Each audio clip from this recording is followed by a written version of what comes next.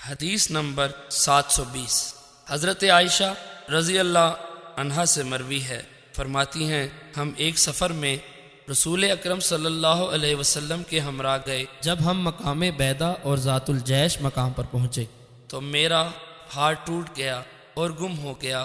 رسول اکرم صلی اللہ علیہ وسلم اس کی تلاش کے لیے وہاں ٹھہر گئے اور صحابہ کرام بھی آپ کے ہمراہ رک گئے۔ نہ وہاں کوئی چشمہ تھا اور نہ ہی ان کے پاس پانی تھا۔ صحابہ کرام حضرت ابو بکر صدیق رضی اللہ عنہ کے پاس آئے اور کہا، کیا آپ نہیں دیکھتے کہ حضرت عائشہ رضی اللہ عنہا نے کیا کیا؟ انہوں نے نبی اکرم صلی اللہ علیہ وسلم اور آپ کے ساتھ صحابہ کرام کو بھی روک لیا، اور یہاں پانی نہیں اور نہ ہی صحابہ کرام کے پاس پانی ہے۔ حضرت ابو بکر صدیق رضی اللہ عنہ تشریف لائے تو نبی اکرم صلی اللہ علیہ وسلم میری گود میں سر رکھ کر آرام فرما رہے تھے۔ انہوں نے فرمایا، اے عائشہ، تم نے رسول اکرم صلی اللہ علیہ وسلم اور آپ کے ساتھ صحابہ کرام کو بھی روک رکھا ہے، حالانکہ یہاں پانی نہیں اور نہ ہی ان کے پاس پانی ہے۔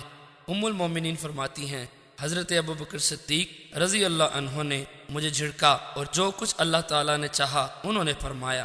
آپ میری کوکھ میں انگلیاں چبوتے تھے اور مجھے حرکت سے صرف یہ بات روک رہی تھی کہ رسول اکرم صلی اللہ علیہ وسلم میری گود میں سر رکھے ہوئے آرام فرما تھے، حتیٰ کہ صبح ہو گئی اور پانی نہیں تھا۔ اس پر اللہ تعالیٰ نے آیت تیمم نازل فرمائی، پس صحابہ کرام نے تیمم کیا۔